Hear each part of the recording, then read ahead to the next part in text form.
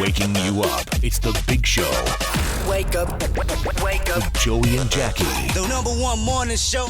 Welcome, everybody, to Big Show on the FM, the podcast. My name is Joey. I'm Jackie. We are excited to bring you another episode of Big Show on the FM. And, of course, today's guest, we are excited to welcome to the show.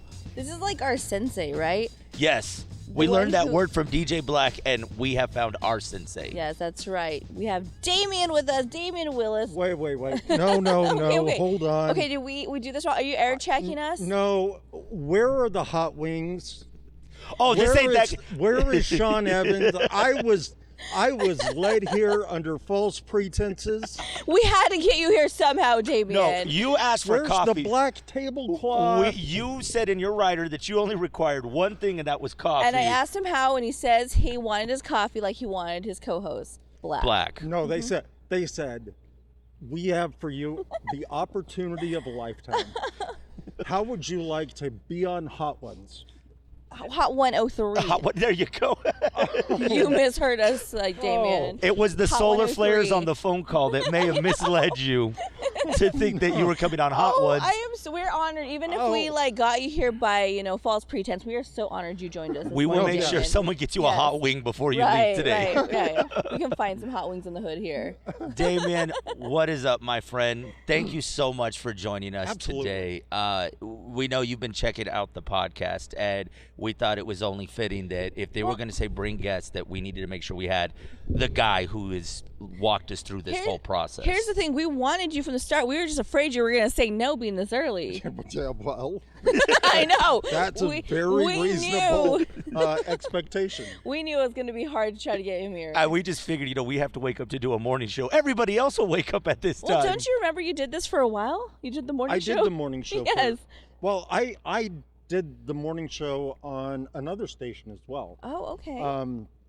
While I was still doing afternoons on Hot 103. So I was working a split shift back then. You never sleep. You literally never sleep. We haven't slept in a very long time. Right, we have not since, we haven't seen you. But Damien, okay, so before we get into all that, tell us a little bit about you and the beginnings of Damien and radio. Oh, it's kind of complicated. As it always is, huh? Always. Radio. I was going to college up at UNM and came down here to visit family and turned on the radio and heard an old friend from high school doing the night show on KGRT. Wow. And I called her up on the hotline and she said, "Oh my God, I can't believe you're here. You have to come down to the station." And that's when it was down by the river. In a van. In a van. And so I went down there. She had a little son who was about to start school. And as you guys know, having a child and doing a night show does not really, they don't really go very well together. Not at all. So the station at the time said, well, we've got a receptionist opening, so you could work 8 to 5 and, spend time with your son. And so she jumped at it, and I said, well, that means there's an on-air opening. And I'd always kind of played with the idea, but never really seriously. And so I actually came in the next day, applied, and stayed on them, poor Ernesto, relentlessly. And they hired me. Oh. And I already had, this was like the beginning of summer, I already had financial aid lined up for the next semester.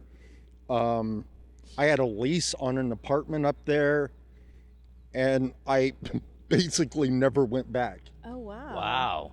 Yeah. So you took the job and never went back. I bailed on my whole life up there. Wow. For radio. That is crazy. So you start radio, And you started on KGRT, so you were nights on KGRT? No. They moved somebody else tonight. Okay. But I was working part-time doing like Friday and Saturday nights, the request shows, and filling in here and there on the other stations. And about 2 weeks after I had been here, they scheduled me to fill in on the afternoons on Hot 103 because the girl who was doing it went on vacation. And while she was gone, they fired her. Oh, wow. Whoa. Okay. And so I was the fill-in guy, and I filled in for 14 years. So, see, and we've mentioned this before, just how radio is structured like that. You know, you can be there, and then it's just, next thing you know, they're gone. They went on vacation, and that person never returned, and now the fill-in guy is now the afternoon guy. Yeah. That's crazy. So that happens. And this was towards the start of Hot 103? Yeah, it was about 6 months old. The station came on the air January 1st of '01, and I started right around the beginning of June of '01.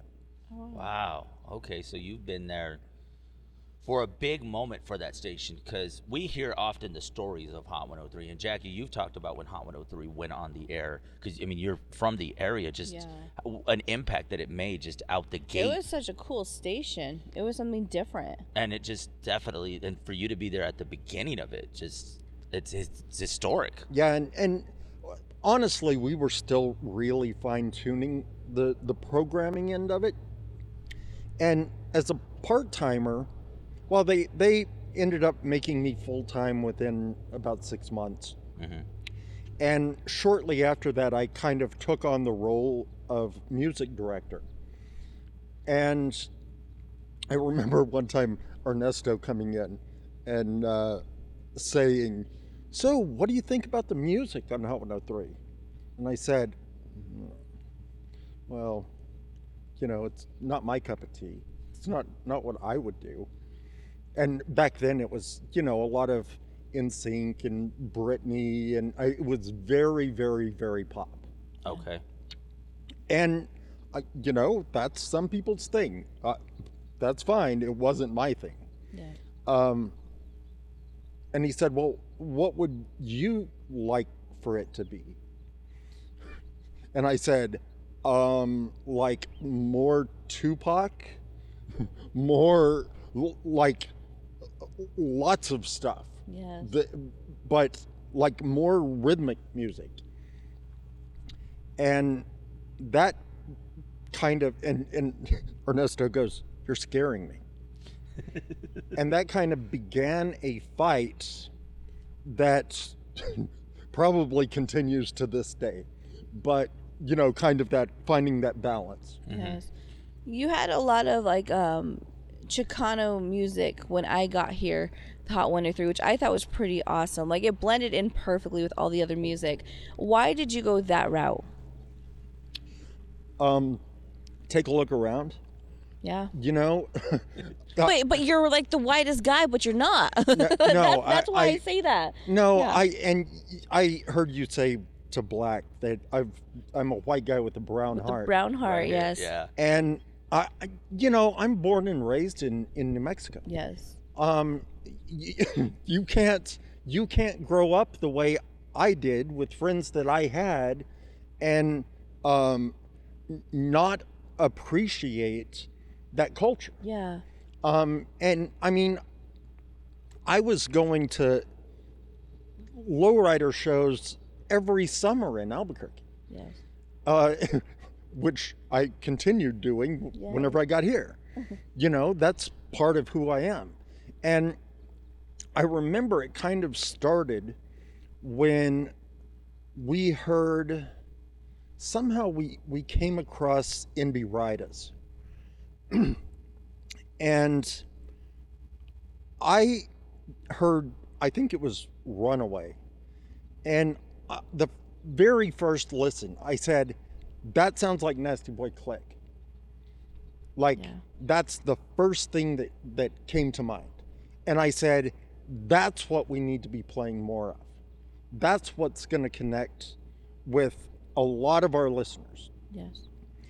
And it did. You know, like, we were doing the hottest day to date at that time. Yeah. And the request for it just exploded. And then after that came Lil Rob and Brown Boy, and all of those people are people that I consider friends. You know, DTTX of Lighter Shade of Brown. I grew up on Lighter Shade of Brown. So it's amazing to I actually am in the liner notes of an MB Ridas album. That's so cool. Wow. That's so cool. And they've been to my house. Yes. So it's just kind of been an arc over the years. Baby Bash, going back to when he was Baby Beesh. I remember one time, I know it's not story time yet. Not but, yet. But we still No, we want but- to hear everything. But, and I don't know how much I should divulge because Divulge away, this is Damien. probably still illegal in Oh. Odessa. Okay. In Odessa. Okay. You're in New Mexico, so I believe you're Yeah, fine. it is no longer illegal in New Mexico. But I remember being in a certain hotel room, like a Holiday Inn, with Kid Frost, Baby Bash, and Zigzag from MB Ridas. And they were enjoying themselves. Quite a great deal. Yes. Partying. Yeah. Yeah. Well, Yeah, they were having a good, nice little party. okay. So that is. So you were like up close and personal. And eventually I was able to find the door, but Eventually. So you were like that close with them. pull out my flashlight. And that's way before cell phones had flashlights or any of that. As a matter of fact, No, they you had to probably- carry your own Yeah, you flashlight. had to carry an actual Had it in his flashlight. pocket. You know, DJ Black talked a little bit about the Odessa things, and he mentioned about the first time you guys met on the side of a road. We want to hear your side of it because he says that they had told him that the guys from Las Cruces broke down, but that's how you guys first met. That's Well, absolutely true. What happened was What happened was. what happened was What happened was we were driving from here to Odessa, and we got to Van Horn, and we didn't like fill up, Oh no. and we thought, you know, we've got plenty of gas to probably make it to Odessa, but certainly to the next town. We got to the next town, and they had no gas. Like, they were out of gas. How weird. And that's when we kind of started looking at each other and going, this might not be so good. So I think we made it to about 10 miles outside of Odessa, and putt. That was it. Pulled over, like on the frontage road, and called up Dana Cortez.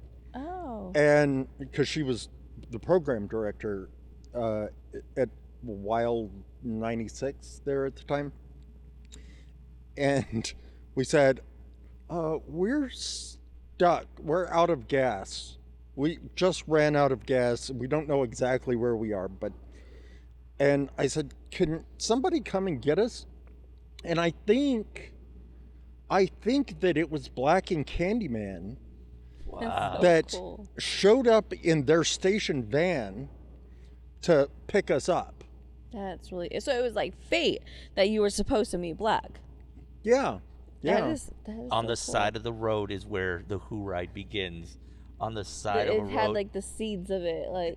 And then you mentioned Dana Cortez too. I mean, these are a lot of names that are, that you hear about that I think often people don't realize the beginning stages of radio. I met her for the first time in an elevator in San Diego, and I was so starstruck. I just stared at her in automatic. I was like, I think they thought it was a little crazy. And you don't understand. It's like, and then the first thing you can really say is, I'm from New Mexico, and then that just... Well, they were like, Lost Cruises. Oh, yeah. Like, they were really cool about it. But it's so sorry. crazy to hear those stories, how it connects, because that's one of the things that I think we're starting to see a lot more now is, other program directors and other people that are in radio start to connect with one another again, because I think for a while there, that wasn't happening. Yeah. And I think maybe they're taking a playbook out of the back in the days that other program directors and other jocks are starting to connect with one another to start forming those relationships, because it's a beautiful thing to see, especially when they can all get together under one roof and just some of the ideas that can kind of get, passed around to learn. Yeah, speaking of Wild 96 in Odessa, I think that Danny G, who used to co-host the 5 o'clock Who Ride with me and did nights for us, I think he's their program director now, doing Dana's old job. That's cool. cool. and Kid Vicious, who also used to be one of my Who Ride co-hosts, the first one, he also programmed that station. How cool. So Wow. So definitely quite a bit of history coming out of Hot 103 and out of here, and a lot of it. I mean, we got it. It starts with you, Damien. I mean, I think a lot of it is that you lay the groundwork for people. You see something in people. What is it that? Because you definitely see something in Jock's potential. Just at the start of, even for me, just kind of what you see in individuals. What is it? What is that formula that you see in individuals to get them started on the radio? Because I don't know, there's just like something, like, I don't know if you Jedi mind trick them or what, but you see something in somebody that makes them tap into a potential that I don't even think they realize they have. I don't know. I don't know how to answer that.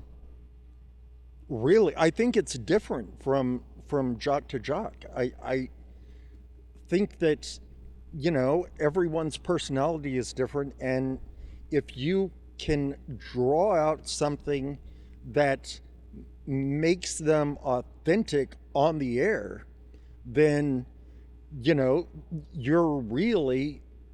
can really tap into their potential. Yeah.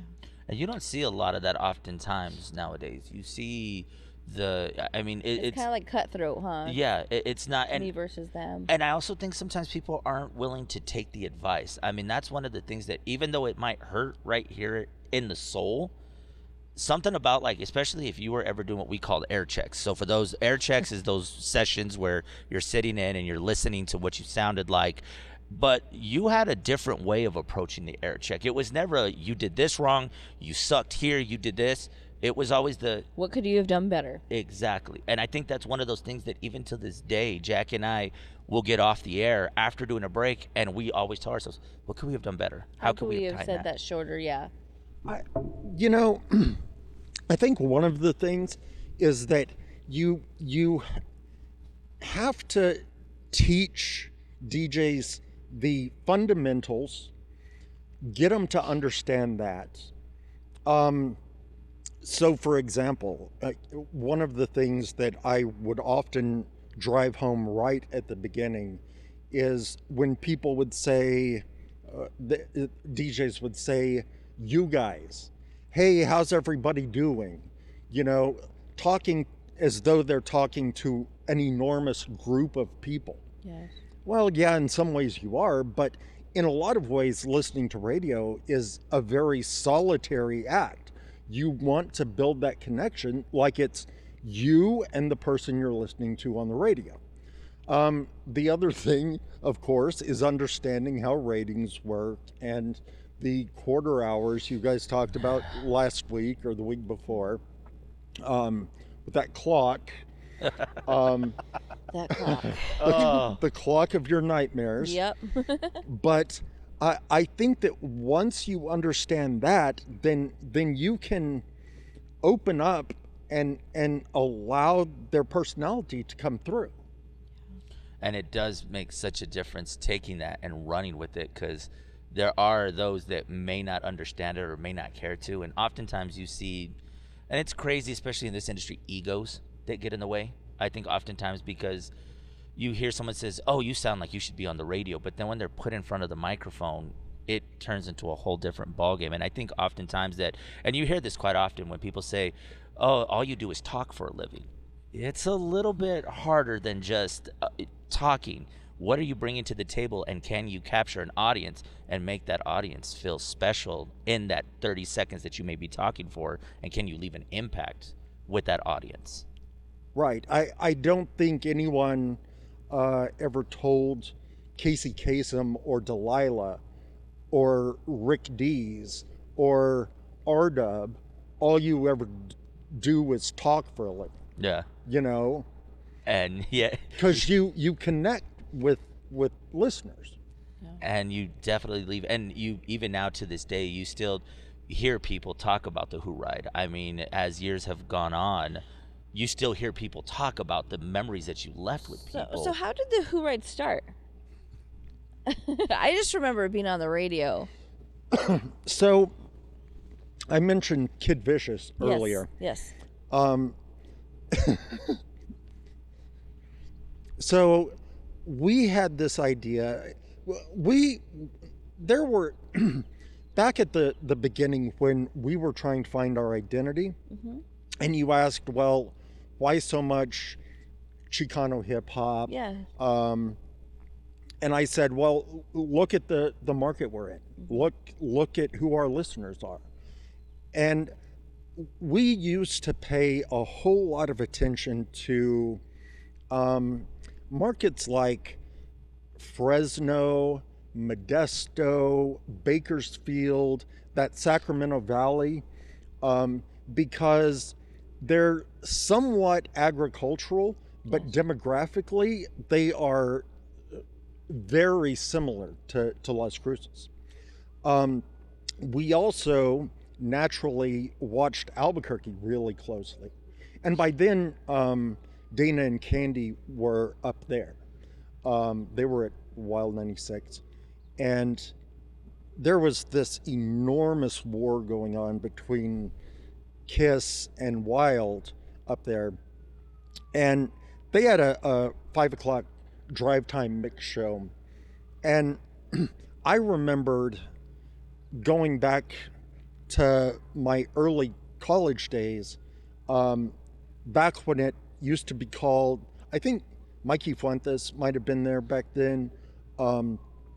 It was called the 5 o'clock Who Ride. Okay. And it was brief, and the name changed from time to time, but and we called up Dana, who was programming Wild, and said, hey, I don't know if you still do it, but can we use that name? Okay. And she said, yeah, it's a great name, go for it. And so we did, and we started it. And it's funny because Kid Vicious was like 5'4". Yeah. So he had like this stool that he had to stand on to get up Cool. to his mixing, his turntable. And I think he would admit that he was just learning how to mix. He certainly was not an experienced DJ. But it got the job done, and it was entertaining, and we had fun. And then after that, he moved on. He went all over the place. He went from here to Power 102, and then to Hit FM, and then back to Power 102, I think, and then on to Odessa, and so on and so on and so on. And then Danny came in, and he did it for, I don't know, 4 or 5 years probably. And that's when we got the idea to bring DJ Black in, because Danny was moving on to Odessa. So Okay. Wow. It's just because I remember, and I didn't realize Hot 103 existed. So when I moved out here in 04, only station that I knew, and I had actually told Jackie this yesterday, in this area, hearing about the radio stations that were in Las Cruces, I never thought that there was radio in Las Cruces. Anytime that we'd come out here, the only stations we would really listen to was Power 102. And then now to hear, I move out here, and then I hear two guys on the radio that are having the most fun. One is yelling so loud, and then next thing you know, The other one's reeling them in. Hey, really, just bring it back. Just come on back to us. Come back. But the entertainment to it was something that you knew right at 5. You better make sure you get that intro in because they have something to say. And if there's something in the headlines, you don't know what's about to happen. And so when I first listened to the Who Ride, I only ever heard the version of you and DJ Black. And I thought, oh my God, they can say these types and they can do this on a radio and not get in trouble? Well, who said we didn't get in trouble? We didn't know that. On our end, we are entertained. But like DJ Black said, he's like, we were getting in trouble. But to a lot of us, especially on campus, we're like, this guy is hilarious. Did y'all These get in two are trouble? hilarious. Yeah, we got in trouble. A lot. Yeah. How many Black times did got the in boss trouble. Black got in trouble more than I did. So did you feel like you had to like help go to his defense when he was in trouble? Yeah, I had to like buffer. I was the buffer, Yeah. between. So you really him and were the his boss. lawyer. Yeah, well, See? in certain meetings, I felt like it. Well, Yes. I mean, and I think till this day, I mean, they were like, hey, these two just had the most fun on the air. But also, I remember listening one time, and one that I always remember this. You guys did a phone call. I think this was the rivalry game with UNM, and I think you guys did a phone call with the station in Albuquerque. And you two went on them so bad, they hung up the phone on you guys. Because I don't think they knew I think they thought it was going to be playful banter. And I think at one point they just kind of tapped out. And I think they hung up on you guys. I don't know. I vaguely remember this, but I just remember you two just... I mean, it's obviously for the rivalry game, but the fact that they were willing to go on the phone with both of you, it was like untouched. And it's like, yeah, they were gone. Yeah, yeah. I remember breaks that we did. There was one time that right at the top of the hour, we started it off.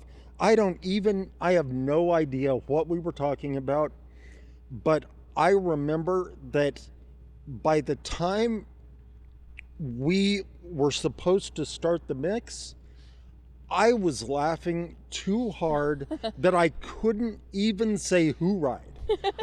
I just turned off the awesome. microphones and hit that stinger, and DJ Black took it away. And DJ Black brought his version of the mix to Las Cruces, and especially around that era, you started getting a lot of the crunk era. So now we're starting to hear, the Little Johns, Little Scrappies. You're getting the 3-6 Mafias on the air. I mean, that combined with the Chicano hip hop. By then, would you say that Hot 103 had started to find its sound?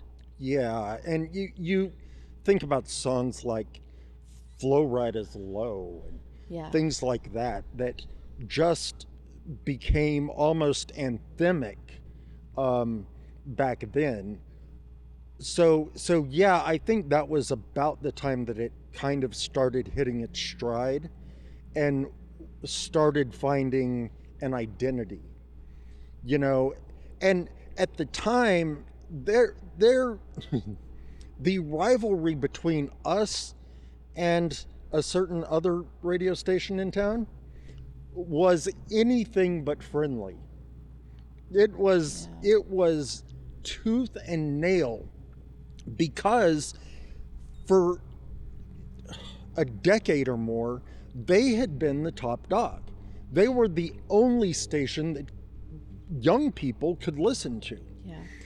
And we came in and took the wind out of their sails literally within 6 months. That's amazing. Within the first ratings period. It was just like a mass exodus. And just the amount of time you put into the town, because what you hear on the radio, but it was also the appearances you guys would make from the, we mentioned this last time, the Tuesdays that you guys would do at Hurricane Alley, Right. to the Hot Girl contest, to the Win Cash, Roll to Win Cash, these contest that, you think about radio contests back in the day, you would bring hundreds of people to a location to win tickets, to dig in the sand, to win tickets to see Kanye West. We are literally... That was our gold digger contest. That's right. And we're literally at a recycling center, and you have hundreds of people that are digging in the sandbox to win tickets. But I think that was a testament to the personalities. The music is the music, but what the personalities were doing on the time, because around that time, let me see if I can remember. It's TNT that's on the morning show. Right. They're in JC, Trinity. you, and DJ Black. Right. If I remember, that's the lineup that it is.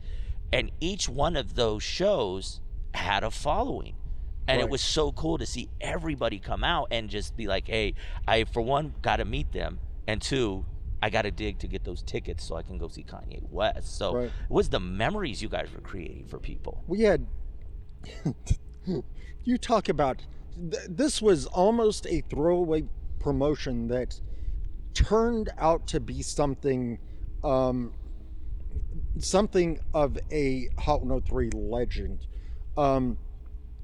We had tickets to see Rock the Mic in Albuquerque. Good tickets, like floor tickets. Wow. To see Jay-Z, who else was there? Trying to think. Rock the Mic, of course. You got Beanie Siegel, Freeway. Maybe it was Rock the Bells. Rock the Bells. It was 50 Cent, Jay-Z, who brought out Beyonce as a surprise guest. Wow. Fabulous and someone else who might come to me. Anyway, we had this pair of tickets that we had gotten, again, from our friends up in Albuquerque at one of the radio stations there. And we had this idea to have Kid Vicious steal the station van. And so we went on the air at 5 o'clock for the Who Ride, and I was like, I don't know where Kid Vicious is. He's supposed to be here. I don't know where he is. And I said, hey, go out back and see if his car's here. And someone came back and said, no, the van's gone. And so anyway, the thing was that we said, he also took the tickets to the concert. I said, if you can find him driving around town, then we'll give you the tickets. The first one to find him. And we would call him up, hey, what are you doing? Get back to the station. Meanwhile, there's no mixing going on. It's just like regular music. And by the time that he finally pulled over, there was a line of cars following him like miles long. That's cool. Oh my God. So That's really cool. That's a contest. You want to get people talking. Yeah, and it was almost like we could have built something really big around these tickets. Yeah. Because, it's hard to get, in Las Cruces. And instead we just kind of threw them away on a whim, and it turned into something. Yes. And I wonder how many people now hearing this story are going to remember them chasing down the Hot 103 van. There might be a couple. If you're the one who won them, comment below. Yeah, please. I want to know who you are. You need to let us know that. So with that, of course, over the years, you see casting changes. Of course, people go on to do other things. Eventually that lineup that I just mentioned changes. You then have, Patricia that comes in. You have Hardaway, another name that was here. Myself, Jackie, we are now into the mix. You see other people that are just starting to kind of change things up. But one of the things, though, and I would say, especially with your leadership, is just it seems like Hot 103 never lost a step. It always seems that if there was a cast change, it just seems like the station just progressively got stronger. Regenerated. And so what was it like for you? So if you get the news that, hey, JC's getting ready to have his final show. And so what's going through your mind? Like, okay, do you know what you're going to do? Do you have a plan? How does that go? Well, I think you have conversations. You have conversations with the upper management, of course, and you think about what makes sense and who is developing and showing more potential and seems hungry and like it's something they want to do, because at the end of the day, they're going to be the best fit. The person who is hungry and really wants it. I'm looking at you, Jackie. Going back to when DJ Black and I took over for Trinity's place with you on the morning show. Yeah. There were lots of names. We even had, I think, a week where we had people applying and coming in, and we had put them on the air. You remember that? I definitely do remember that very well. Very, very well. And at the end of the day, the choice was clear. There was no question about who deserved it most and who had the most potential. And I think it paid off. And it was tough too at the time because it seemed like it was almost not gonna happen if it wasn't for you and DJ Black. Yeah. Because there were quite a bit of obstacles that were put in front of that. I think oftentimes it's can they manage it? Are they going to be able to do this? Will their personalities gel? Meanwhile, Jackie and I are having conversations quite often outside of, this. I mean, we're getting to know each other, as friends, that I think, when you guys finally, and I remember you guys going in there and you and DJ Black saying, I can't keep doing this morning stuff. Nope. I can't, we can't, we're forgetting the Who ride. And we can't do mornings and afternoons. It's impossible. I think, if I remember right, I think we started doing that about the first week in December. And if I'm not mistaken, maybe it wasn't. It was a cold December, but I don't think it was that one really cold December. But Black and I knew going in that it was only going to be through the end of the year. And that you would have a replacement by the year of the end, because they knew that we weren't going to keep doing this. Yeah. That was not on the table. Yeah. And so now granted, we probably had to put a little pressure to make sure the ball kept rolling, but I think that in the end it worked out, and there were some great memories that came out of it, even though we were miserable doing it. And it took a while. So the show gets started, and one of the things that you did was, and this is where the whole sensei thing comes in, you stepped in and I would say, really helped us hone in on our craft. He completely shaped us. I remember daily, Damien, like, you don't understand how it means so much to me that you taught me your craft, your skill. You know, you saying that I was hungry. I wanted to be on air more than anything. I remember working on a board, doing board hopping at a different station, and I wanted so badly to be on air. And one of my friends asked me, "What's your goal in all this? Do you want to be on radio?" I'm like, "I want to be on Hot 103." And I was at the competitor station when I said that. And it's so funny because it happened, but it was so hard to try to break into it. And you took us under your wing. You taught us exactly what we need to do a morning, because mornings may look easy, they're not. There's a certain formula, and you trained us how to do that. You know, you mentioned the quarter hours, and guys, you often hear us reference the dreaded clocks. I mean, that's one of those things. There was a dry erase board that was in the studio, and you would walk in. I mean, obviously we were there early, so when you would walk in, when you would go to start your day, you would draw that clock, and then you would tell us how are you going to attack each quarter hour.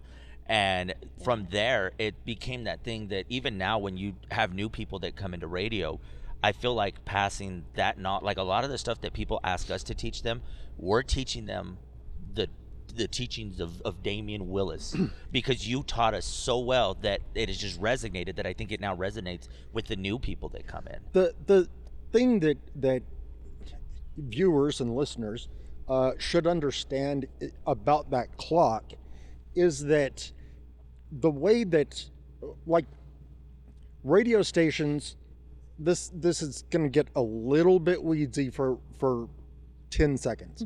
The way that radio stations are rated, which turns into how much they can charge for advertising, is based on a system called Arbitron. And the way that one of the metrics that Arbitron uses to rate a radio station is called average quarter hour listeners. So how many listeners were listening for at least a quarter hour in this hour? And how many quarter hours did they listen to? So what we would do with Joey and Jackie, we'd go in there and we'd draw out the clock, make the quarter hours, and I would say, okay, if you start here and you do a break, when you finish that, what are you going to do to keep the listener wanting to stay until that next quarter hour? How do you keep moving them forward? And that also builds a natural momentum, natural energy to the show. Yes. You know, sometimes if it's not done right, it can feel kind of clickbaity. Mm-hmm. You know, like, oh, coming up in 12 minutes, find out where Pitbull was spotted last night. You won't believe it. I think listeners kind of have a BS meter for stuff like that. But there are ways that you can approach it that make the listener want to stay in their car after they get to work even. Mm-hmm. It's sitting in the parking lot because they don't want to get out. You know, and the timestamps, like we even talk about, like the Who ride. I mean, I think people knew that you knew, and I think it just by landmarking these moments that people know that with their day. So if they know they need to get in their car right at 5 because they know they're going to hear an intro from Sarah Alvarez, and then they know they got 30 seconds to get in their car, turn their car on, and you guys are about to kick on and talk for the next 3 to 4 minutes about a topic that, and we mentioned this to DJ Black too, there's always some fun, but you talk about like the day that Michael Jackson died. Right. You guys know that in that moment that you guys are going to pivot. And that's one thing about you and DJ Black is even without seeing each other, you guys just knew. And it's very rare to see that with duos in radio, that they just know, hey, we're going to talk about this. All right, let's go on.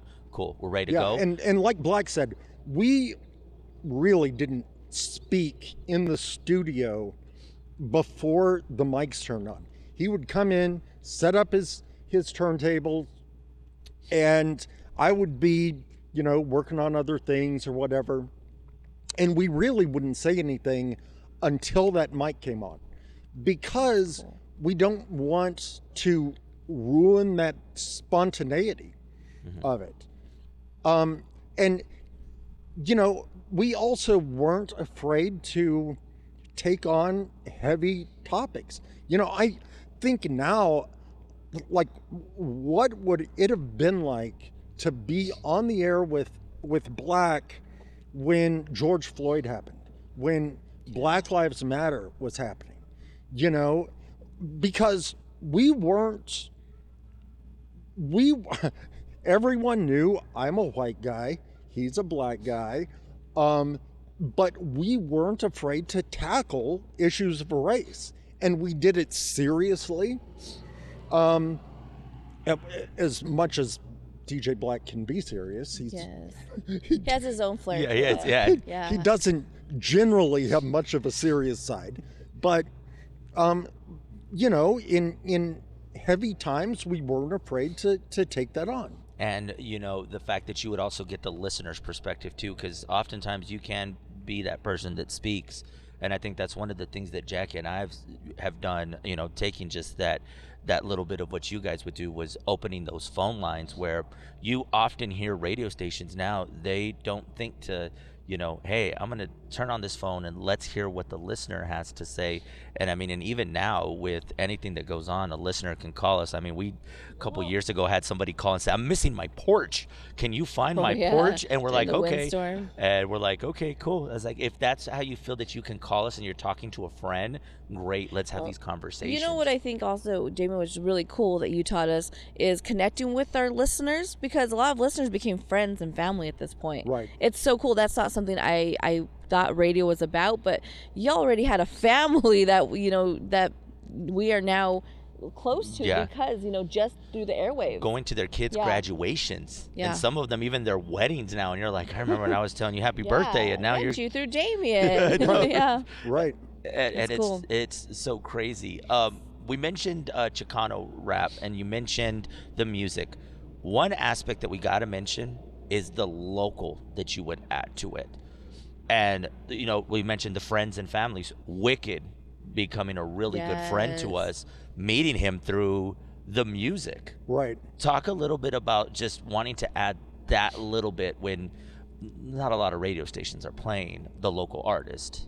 I thought that if the music was good, I'll even say decent. If the music was decent and the production value was up to our standards, and they, again, you go back to, are you going to take a chance on someone?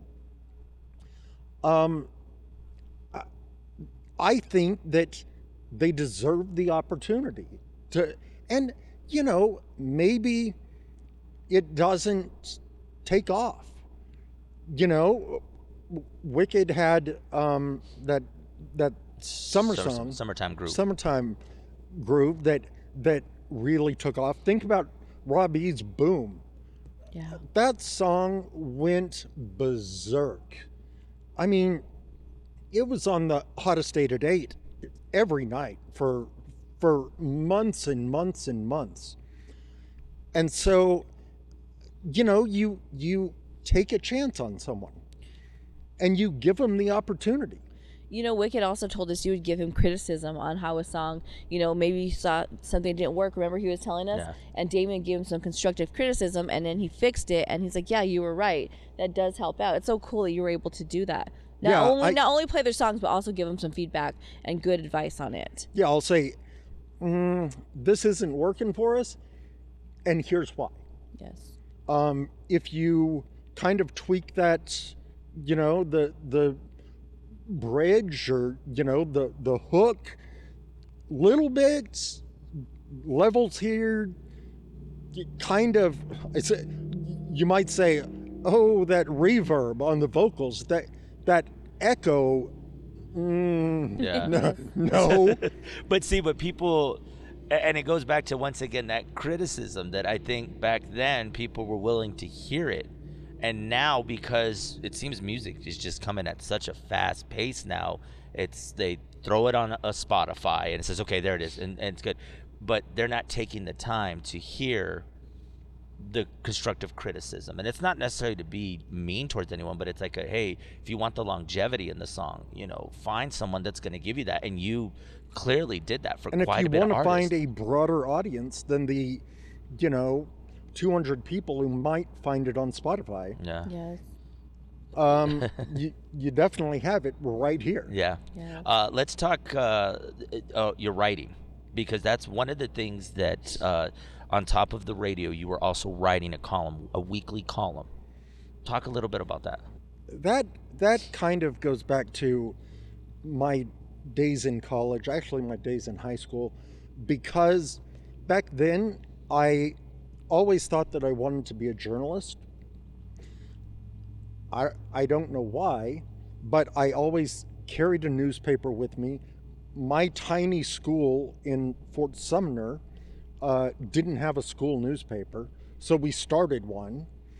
And then I graduated and got to UNM, and I couldn't wait to sign up for journalism classes.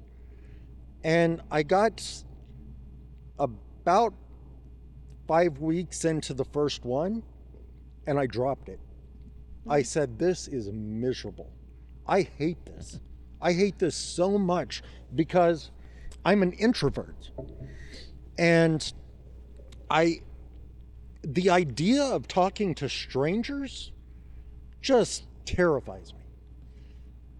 And then you start looking at the way stories are structured with the inverted pyramid, and it was so formulaic. Like, there was no room for creativity. It was like plugging words into a math formula. And they said, oh no, but it's necessary, so they can just chop off the part from the bottom if they run out of space. I'm like, don't chop off stuff from the bottom. And so I said, I'm never going to be a journalist. I'm never going to be a reporter. I said the only way I could do it is if I was a columnist, but that's never going to happen because there are really only two ways that in journalism that you become a columnist. And that's either to be a reporter for 20 or 30 years, and then they give you a column right before they give you a gold watch, when you're walking out the door. Or you become an expert in something like gardening or bugs or real estate or something. And I said, oh, that's probably never going to happen either.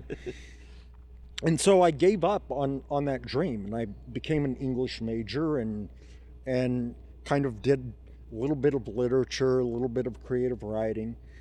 And then I dropped out of college and moved down here to take this crazy radio job. And I had been here about 3 years. And Lucas Pierman, who was at the Sun News at the time, they were starting up a thing called Pulse, which was the entertainment tabloid, the little pull-out section from the newspaper. And he was talking to Ernesto, and he said, do you guys have anybody, here's what we're doing. Do you guys have anybody who would be willing to write like a weekly entertainment pop culture column? And Ernesto, his little light bulb goes ding. And he said, I know just the guy. And so I started doing that in September of 2004 and wrote the column every week through, I think, March of 2020. Wow. Right when COVID hit. Oh, so that's, you're pretty sure you have a number in your head of how many columns that is that you've written over the years. 700 That's and insane. something consecutive weekly columns, never missed a week. That's really cool. And so you're still you're still into the news, right? You're doing a new project. Do you want to talk about that, or is that still under? No, I can mention it. Okay. It's going to be called Oregon Mountain News. Okay. It's a free online digital website designed to serve the residents of Las Cruces and Doña Ana County. It'll be supported by some advertising, but also just donations from readers, who want to support local news and kind of feel like maybe we could be getting getting a little more for a little less. Yes.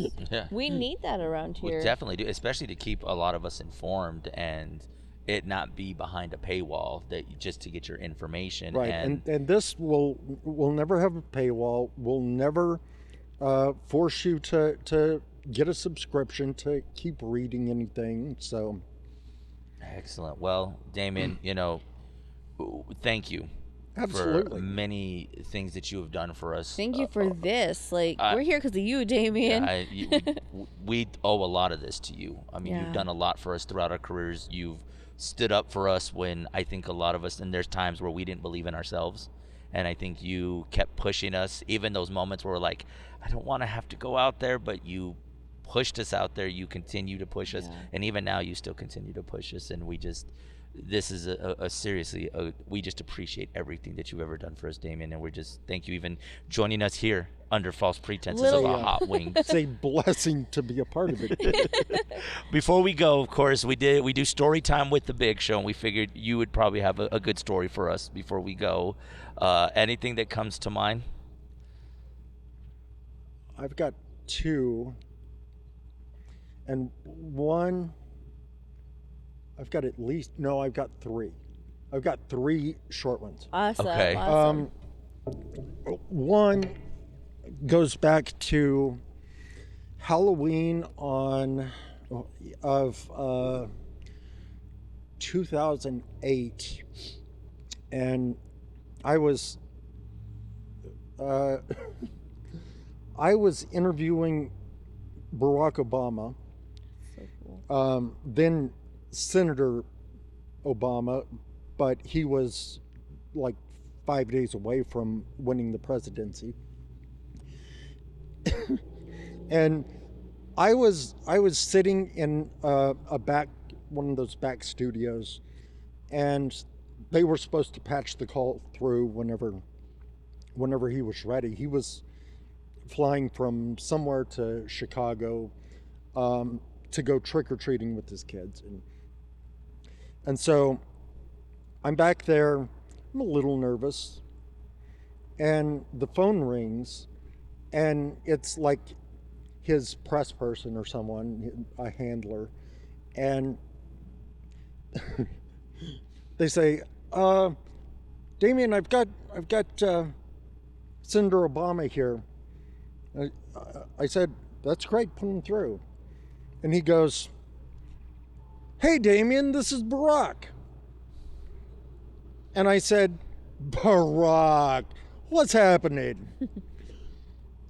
So that was one story. That is awesome. And then I ask him like two questions, and he fills up the whole rest of the interview. I love those kind of interviews. Yeah, you just Those are my favorite. cue it up Yeah. and Wind tee them it up and go. and off they go. So, how are you? And you never said anything ever again. And we're running out of time.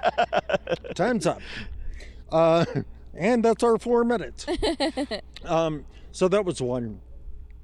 The second is slightly longer, but I don't know if you guys know this, but we were one of the very first stations in the country to play Pitbull. I did not know that. Did not know that. Yeah, we and I have the old black and white like mixtape in sleeves Oh, to prove it. cool. It was before he had any kind of major record deal. He didn't even have an independent record deal, actually. He was just like a dude in Miami. And so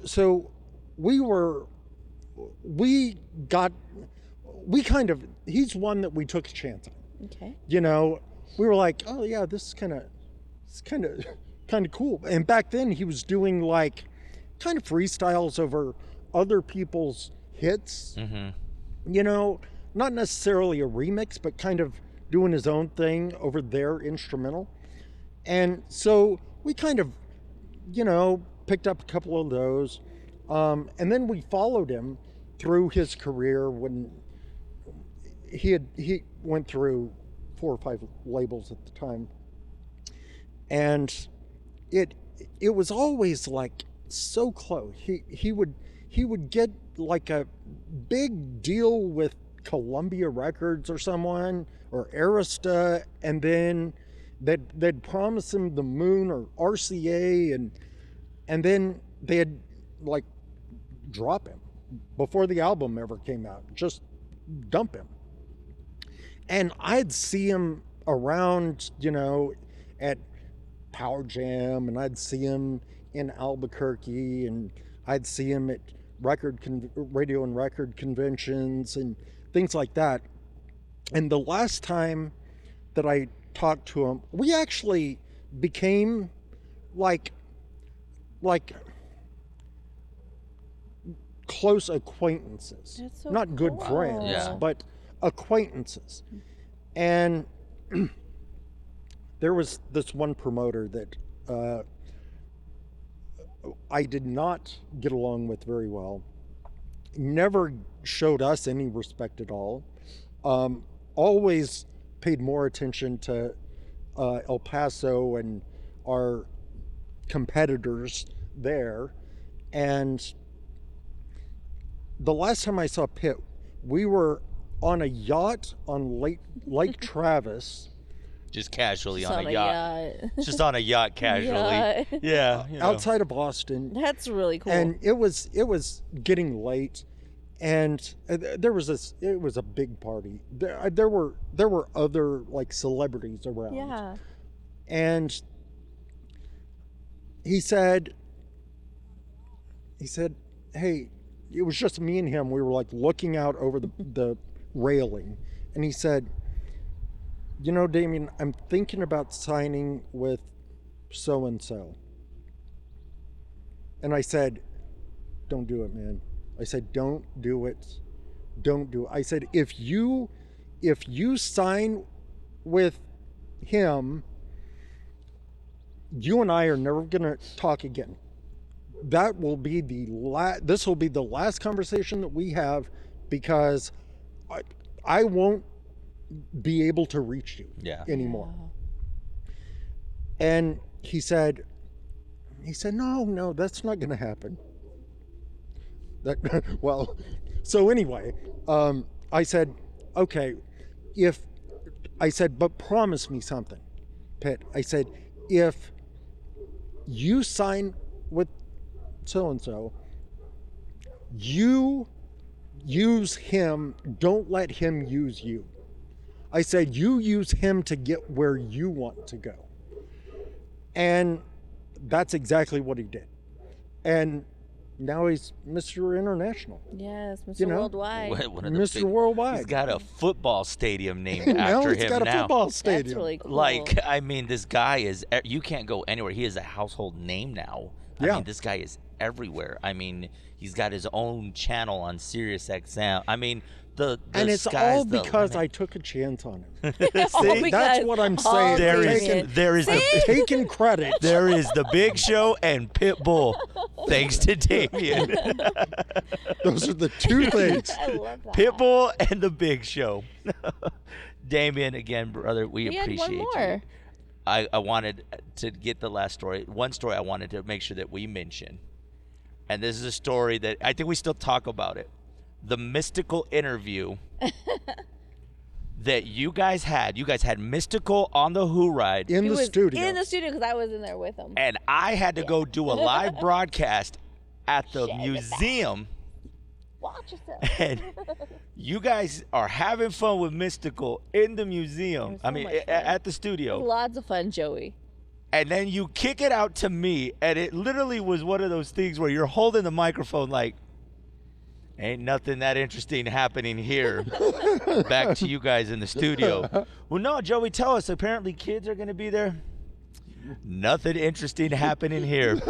Just go back to the studio, please. Back to mystical. Just go back to you guys, because he's about to probably start singing. I see Jackie taking pictures. Mm-hmm. Please don't kick it back out to me again. Please don't. And I thought that was just so hilarious that, I mean, we wouldn't have known. And then by the time I got back to the studio, Mystical and everybody was gone. So, but it seems like y'all have fun. Oh yeah, yeah. I remember that. Yeah, it was a great time. It was really good. The time. last one, that is kind of a confession. Pizza roulette. Yes. Joey got it. Joey did get it. Yeah, I did. Which actually came as no surprise to me. You set him up? No. Wait, He what? set you up. No, I didn't say. I did not. So you knew I was getting it the whole time? Wait, Wow. wait. I'm already sweating thinking about it. I Wait, had so- flashbacks. For those who maybe you didn't see, maybe you didn't. You didn't. There's a video somewhere in the YouTube verse of this pizza roulette that we played. Explain to them what it was. I don't know. The Chili Pepper Institute at NMSU had come out with this new, like, Holy Holokia. Buddha Jolokia or Jolokia. something. Yeah, it was some crazy new hot pepper that they had developed. Yeah. Some hybrid, you It know. was horrible. And It was. and they had made a sauce, and so we managed to get our hands on the sauce. Yes. And we got Vince at Lorenzo's to make us a pizza Yes. and to put a couple of drops just on one slice. And those couple of drops were bad because I had tasted a little bit and it like took my breath away. It was horrible. Well, So where does this confession lead to, Damien? Because now I am feeling very vulnerable right now. so, well, that's there was one slice. The slice that you got, as I recall, had 2 pepperonis right near the crust. That's all I'm saying. Wow. So you were given the heads up. I which- have asthma. So do I. I was worried that you would have to haul me out on a stretcher. Okay, so this whole time. 2 pepperonis right near So the crust. you were given the heads up this whole time. And I That's knew it was fun. And amazing. I actually went last. If I think about it, I was like, okay, everybody else can go. And I'm like, all right, I'll take I didn't know about this, okay? No, I think I want to say you went first. You chose your slice did choose first. yours Did I choose first, my yes. slice Because I was like, oh, there it is. The only problem would have been if it got around to me and the only slice that was Yeah. left That's true. was yeah. the you had to make 2 sure you went. pepperonis. You know. So this whole time. But did you choose that one because there was 2 pepperonis on it? Well, Probably. Yeah, he probably there was wanted 2 more meat pepperonis. on I was there. like, yeah, there's like, and I'm thinking, I was like, well, they Everyone wouldn't else do got that. cheese. I know, and I had to feel miserable for the next 45 minutes to an hour because good pizza, by the Damien way. set you up. The sauce just the chili was the worst experience ever. I think we need a redo of this. And that But seems one like, where Damien doesn't know Yeah. which slice it is. No. Damien can I'm- film it because he's got asthma, everybody. And I'm still dealing with asthma, so thank you, Damien. Wow, that's a confession to find out a decade later. So Yeah, well, I thought the statute of limitations. For real, they had. It was has what, 12, expired, 13 years so- ago? oh my gosh. Wow, Damien. Well, Damien, thank you so much for joining us today. Absolutely. We appreciate you showing up this bright and early, even though we only got you 1 cup of coffee. That's okay. Yeah, we're let's sorry. make sure we double up on the. Fun to share old war I stories. know, We'll I have know. to double up on the cup of coffee for Damien The next cup of time. The coffee? cup of coffee. Still kind of thrown off the fact that I he know, knew about this I whole know. time. Well, thank you so much, Damien. Guys, Or thank you so Damie. much. What do you call him? Oh yeah, sometimes. Oh, Damien. Damien. Yeah, what do you call What her? do you call me? Sweet friend. That's what I What call do you him. call a me? sweet friend. What do you call her? Hey, Jackie, do you have a story you want to tell right before we go? I do not. I do not. I do not. Oh, I just thought of one more. I What is remember one that there more? was one time I was walking down the hallway and Jackie out of nowhere goes, "Hey, what's up, D-bag?" But it And I was said- out of love. I said, I was like the boss. I was like your boss at the time. And we I- became friends. I said, what did you call me? And it's been friendship ever since. Hey, what's up, D-bag? I said, It was out of love, Damien. I said, nothing, jerky.